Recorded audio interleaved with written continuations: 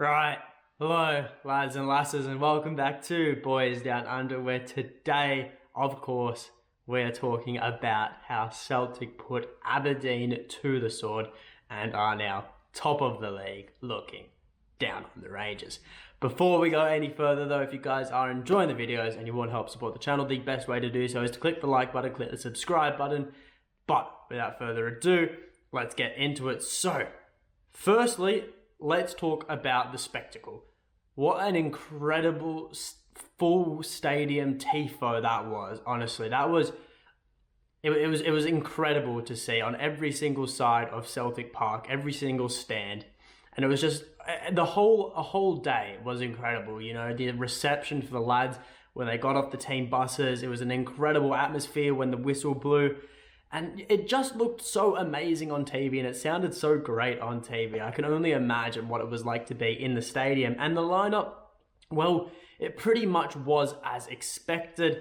The inclusion of obviously Stephen Welsh over Maritz Jens, and that inclusion proved to be extremely decisive when just 3 minutes in, he headed home a corner from Matt O'Reilly, and it was you could hardly miss Welsh's slab head, but Celtic Park just absolutely erupted. It was incredible, and while we still held the bulk of possession for the rest of the half, we still appeared to be a bit rusty in possession, you know, not as refined and as fast and free-flowing as you would hope to see from this Celtic outfit, but we also didn't create the best chances. And Aberdeen, credit to them, you know, they contained us and they held us to 1 goal for the whole first half, but they also gave us a couple of scares along the way, most notably Johnny Hayes, and he missed an absolute sitter.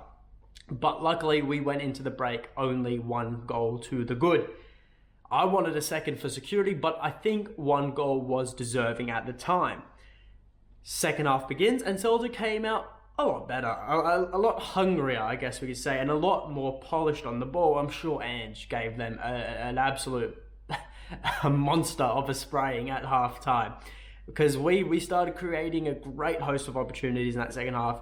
You know, there was one moment where Juranovic, had a long range effort parried away by the goalkeeper. Matt O'Reilly followed up his volley, parried away. Reo Hatate had a third and final attempt. Nothing came of it, although I do feel we should have got a penalty for that. You know, the Aberdeen's defender didn't look like he was going for the ball at all and just sort of flung his whole body at the shins of Reo Hatate. And I can tell you right now as a referee that is certainly a foul.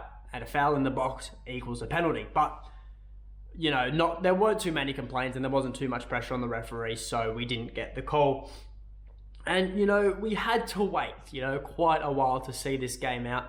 But our superstar from Portugal, he just went and did it again, continuing his streak of scoring goals against Aberdeen. That is 5 goals in 4 matches. He scored every single time we've played the Dons, and this one was easily the best of the lot. There, he freed himself up into open space, La Croqueta around the defender, and an absolute rocket of a shot, off balance as well, I might add, into the top corner.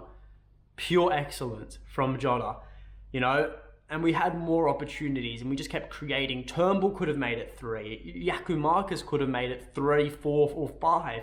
Kalmak could have made it 2-1 to Celtic, but we settled for 2. And that sees us top of the league, looking down on the Rangers, and it was a great result. Absolutely great result. Definitely not our best, I can concede that. You know, we didn't go out there and we didn't absolutely blow them off the park. However, still class on grass as usual. But what can we take away from a match like this? Because there is quite a bit. First match of the season, you know, it's never going to be perfect. So let's assess what we can assess. Firstly, Stephen Welsh. Now, you guys are going to hate me and you guys are going to absolutely... You're going to have a go at me because it may come off as some, you know, anti-Scottish bias, although... I'll reiterate, I am Scottish myself, so it is not anti-Scottish bias in the slightest. It's just unfortunate that Stephen Welsh is Scottish.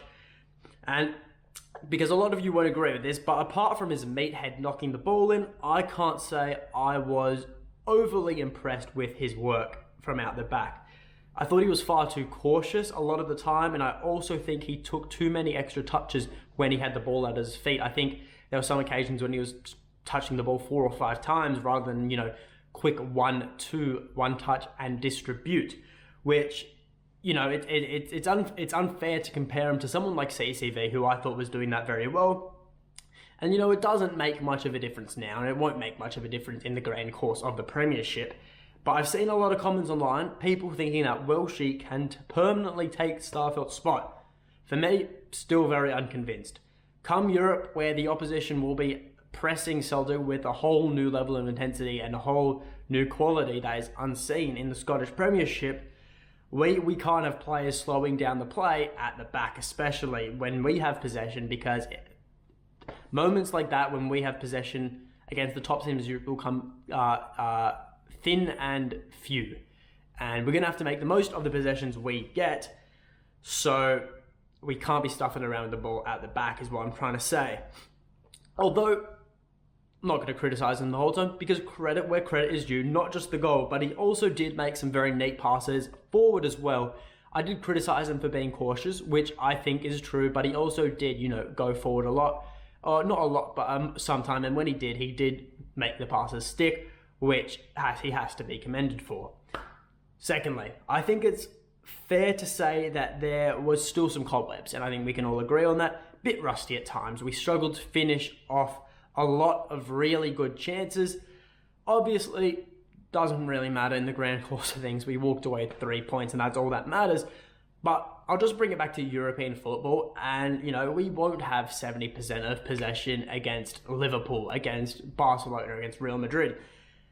We won't have games against, I don't know, who else is up there? Ajax. We won't be playing, Atletico Madrid, and we won't have 9 shots on target in those matches.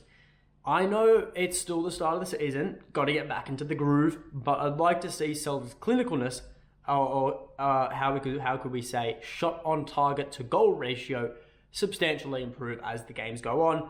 Ross County's coming up this weekend.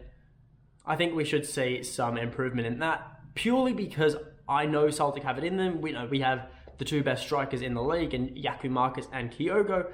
We know how clinical they could be in front of net, and it's really, they've just got to get back into the group. I'm not raising the alarm by no means right now. I just think it's something that I noticed personally.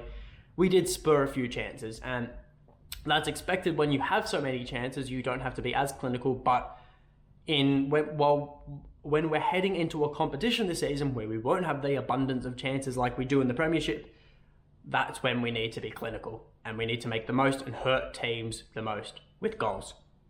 And third and finally, it's good to be back. It's great to see competitive football back at Celtic Park in full capacity. Celtic Park, the fans absolutely roaring. Can't experience it in person, but it's great to hear and see on the TV. And you know what?